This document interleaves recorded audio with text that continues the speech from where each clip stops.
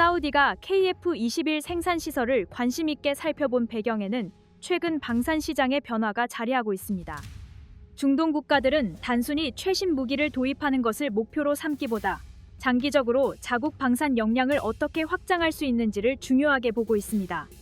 이 과정에서 협력 상대국의 기술 태도와 산업 구조는 매우 중요한 판단 기준으로 작용합니다. KF-21은 이 지점에서 비교적 균형 잡힌 사례로 평가받고 있습니다. 모든 기술을 독점적으로 통제하려는 방식이 아니라 협력 가능 영역과 통제 영역을 구분해 설계된 장비이기 때문입니다. 이는 구매국 입장에서 단순 소비자가 아닌 파트너로 참여할 여지를 남깁니다. 사우디가 생산 시설을 직접 확인했다는 점은 이러한 협력 가능성을 실제로 검토하고 있음을 보여주는 대목입니다. 해외 전투기 가운데는 도입 당시 약속된 기술 협력이나 현지 참여가 충분히 이행되지 않아 불만이 제기된 사례도 있습니다. 일부 국가는 전투기를 도입한 이후에도 핵심 정비와 개량 권한이 제작국에 묶여 있어 운용 비용이 예상보다 크게 증가했습니다. 이로 인해 추가 도입이나 개량 계획이 지연되거나 축소되는 경우도 발생했습니다. KF-21은 이런 문제를 비교적 현실적으로 피하려는 접근을 취하고 있습니다. 기본적인 운용과 정비, 일정 수준의 개량이 가능하도록 구성되어 있어 구매국이 장비를 실제 자산으로 활용할 수 있는 여지가 큽니다. 이는 단순히 기술 이전을 많이 해주겠다는 약속과는 다른 차원의 신뢰를 의미합니다. 사우디는 이미 여러 해외 전투기를 운용하며 이러한 경험을 축적해온 국가입니다. 그렇기 때문에 새로운 협력 대상을 선택할 때는 겉으로 드러난 성능보다 장기 운용 과정에서 발생할 수 있는 제약과 비용 구조를 더 면밀히 살펴봅니다. KF-21 생산 시설 시찰은 이런 관점에서 이해할 수 있습니다. 한국 방산 산업 입장에서 이번 방문은 조심스럽지만 분명한 자신감을 가질 수 있는 사례입니다. 사우디와 같은 국가가 단순 회담을 넘어 실제 현장을 확인하고 협력을 논의했다는 사실은 한국이 방산 파트너로서 신뢰 가능한 위치에 올라섰음을 보여줍니다. 이는 단기간에 만들어진 평가가 아니라 KF-21 개발 과정에서 축적된 기술력과 생산 경험이 자연스럽게 이어진 결과로 볼 수 있습니다. KF-21은 아직 수출 계약이 확정된 장비는 아니지만 이미 국제 방산 시장에서 실질적인 검토 대상이 되고 있습니다. 생산 시설이 외국 고위 국방 관계자의 방문 코스에 포함되었다는 점은 이 전투기가 단순한 시제품 단계를 벗어나 현실적인 선택지로 인식되고 있음을 의미합니다. 이 흐름은 한국 방산 산업이 세계 시장에서 어떤 위치에 서 있는지를 보여주는 하나의 장면으로 남게 됩니다. 사우디 국방차관이 한국의 주요 방산 시설을 방문해 협력 방안을 논의했다는 보도는 외교 일정 이상의 함의를 담고 있습니다. 특히 보도 과정에서 KF-21 생산 시설을 둘러봤다는 간접적인 언급이 포함되었다는 점은 사우디 측의 관심이 단순 구매 수준에 머물지 않고 있음을 시사합니다. 방산 협력에서 시설 시찰은 장비 성능 설명보다 더 많은 정보를 담고 있으며 실제 생산 능력과 품질 관리, 장기 공급 가능성을 직접 확인하려는 의도가 반영됩니다. 사우디는 방산 분야에서 매우 신중한 선택을 해온 국가로 평가받습니다. 단기 성능이나 홍보 자료만으로 결정을 내리기보다는 생산 체계와 기술 축적 수준, 협력국의 산업 기반까지 종합적으로 검토하는 경향이 강합니다.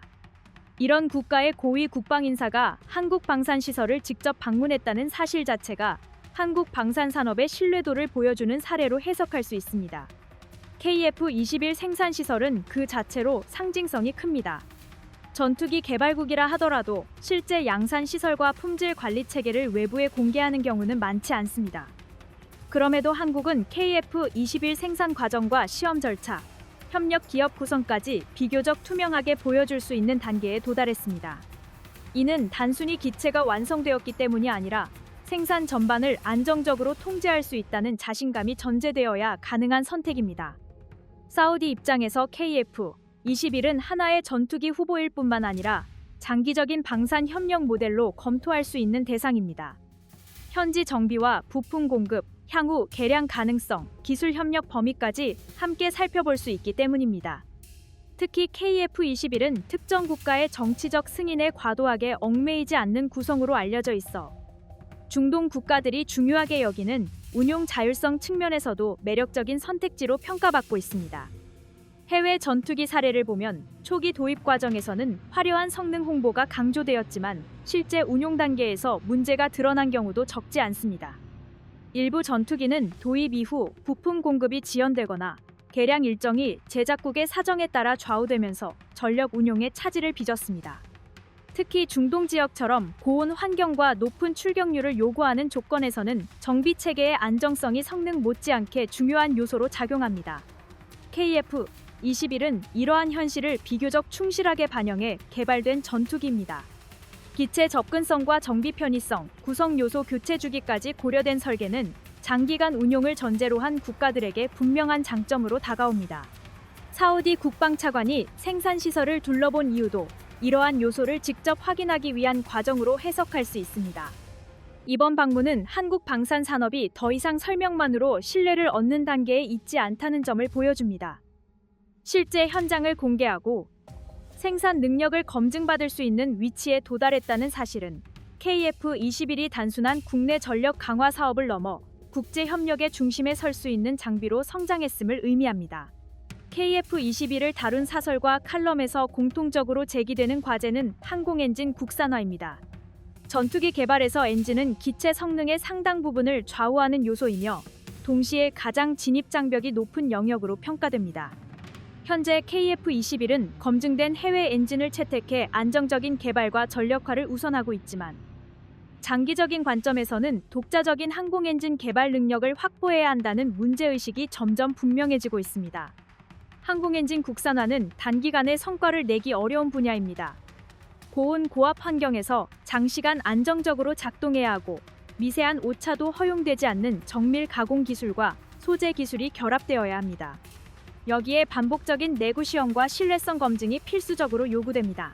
언론에서 제시하는 로드맵이 단계적 접근을 전제로 하는 이유도 여기에 있습니다. 현실적인 접근 방식은 기존 엔진 운용 경험을 최대한 활용하는 것입니다.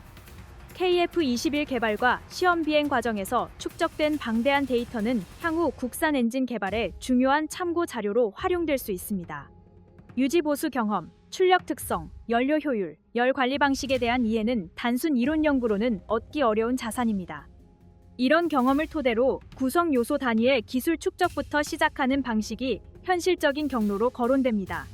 해외 전투기 사례를 보면 엔진 의존도가 높은 구조가 어떤 제약으로 이어지는지 확인할 수 있습니다. 일부 국가는 성능이 뛰어난 전투기를 보유하고 있음에도 엔진 관련 권한이 제한되어 성능 개량이나 수출 협상에서 불리한 위치에 놓이기도 했습니다.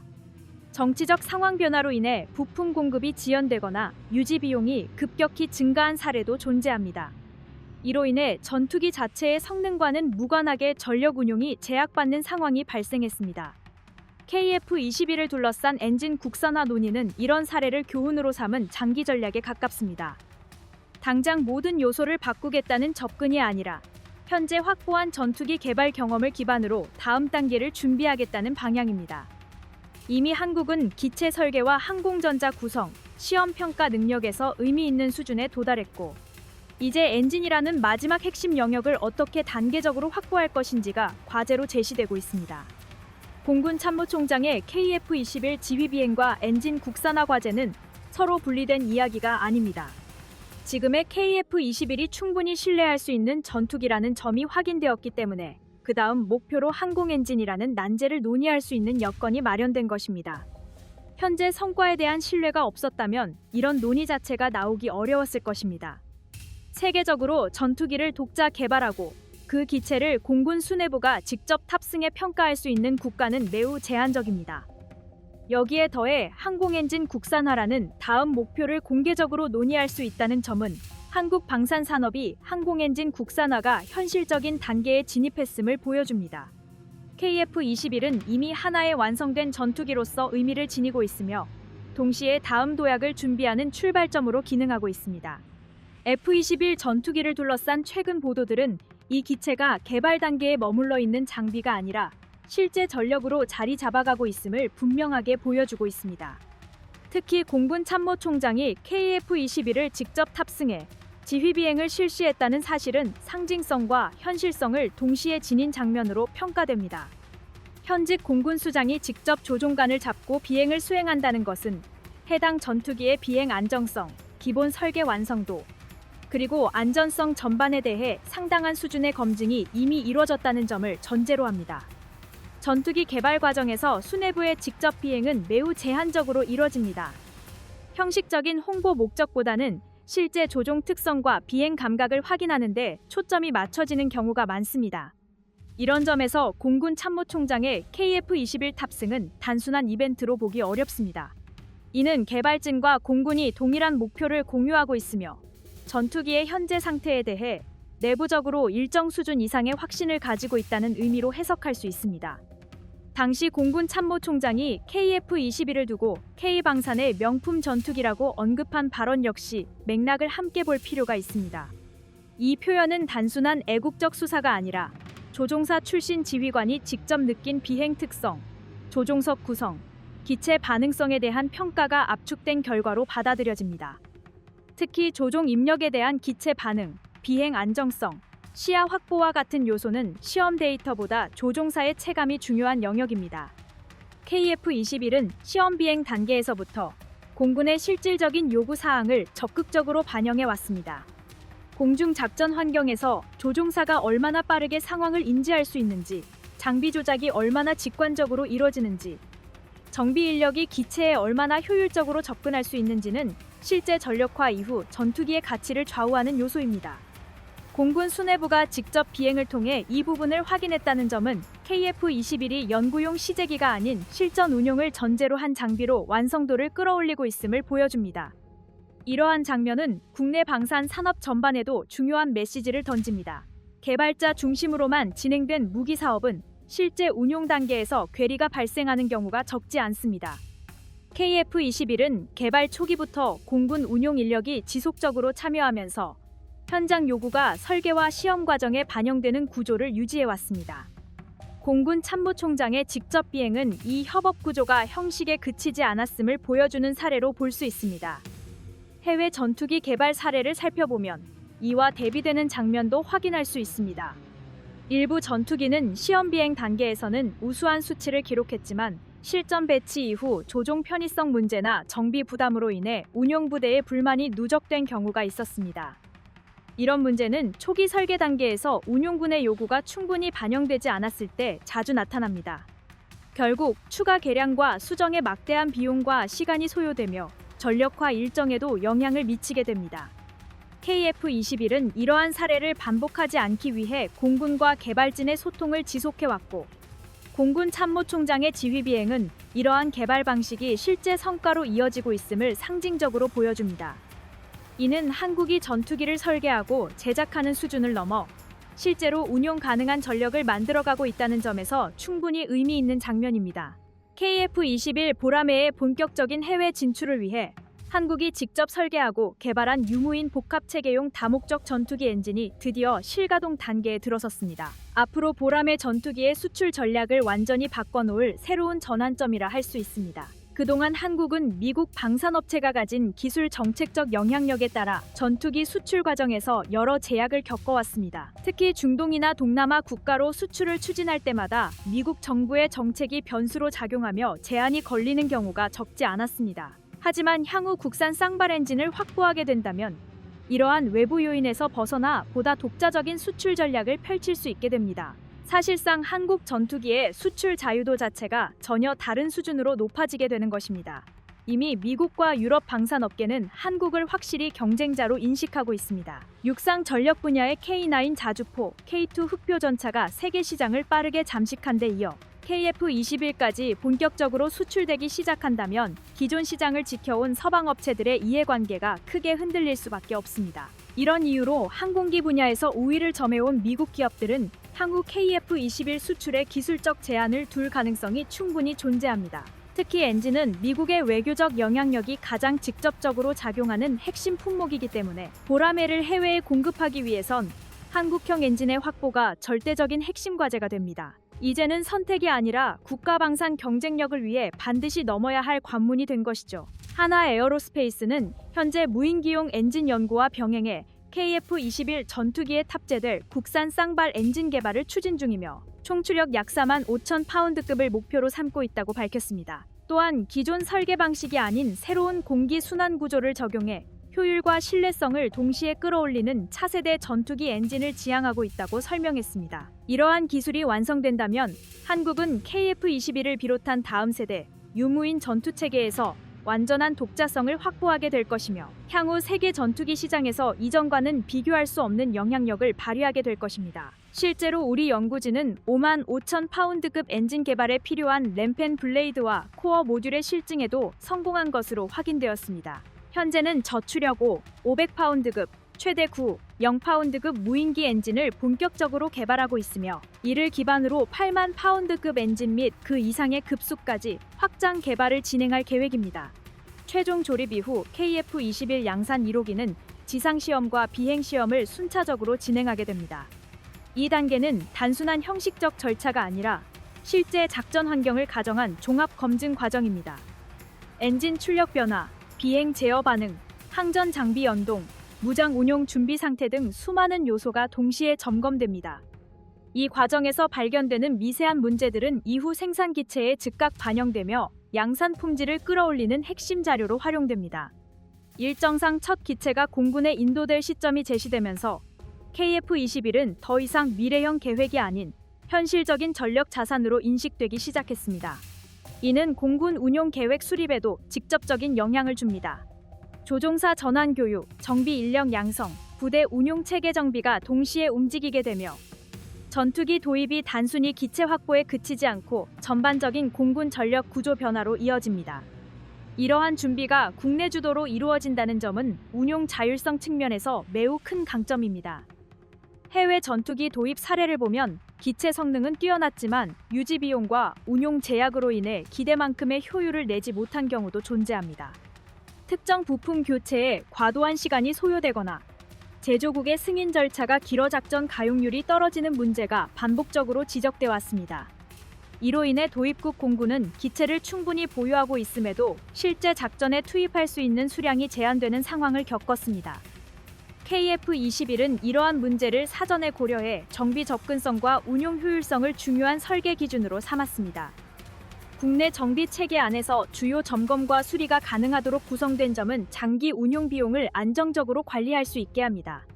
이는 단순히 비용 절감 차원을 넘어 전시 상황이나 긴급 상황에서 외부 변수에 흔들리지 않는 전력 유지 능력으로 이어집니다. 자국 기술로 유지되는 전투기는 그 자체로 전략적 신뢰도를 높여줍니다. 또 하나 주목할 점은 KF-21 양산 과정이 향후 수출 협력 논의에서도 중요한 참고 사례가 된다는 점입니다. 실제 생산이 진행되고 일정에 맞춰 인도가 가능하다는 사실은 해외 관계자들에게 매우 설득력 있는 근거가 됩니다. 단순한 설계도나 성능 자료보다 안정적인 생산 경험은 방산 협력에서 가장 강력한 신뢰 요소로 작용합니다. 해외 일부 전투기 사업이 개발 지연과 비용 증가로 신뢰를 잃었던 사례와 비교하면 KF-21의 현재 흐름은 상당히 안정적인 궤도에 올라와 있다고 평가할 수 있습니다. 양산 1호기의 최종 조립 착수는 결국 한국 방산 산업 전반의 성숙도를 보여주는 장면입니다. 연구 개발, 생산, 시험, 운용 준비가 하나의 흐름으로 이어지고 있으며 이 모든 과정에 국내 기술과 인력이 중심 역할을 하고 있습니다. 이 축적된 경험은 KF-21 이후의 차세대 항공장비 개발에도 그대로 이어질 것입니다. KF-21 최초 양산 1호기가 최종 조립 단계에 들어갔다는 소식은 한국 항공산업이 실험과 검증의 단계를 지나 실제 전력화가 진행 중이라는 것을 알려주고 있습니다.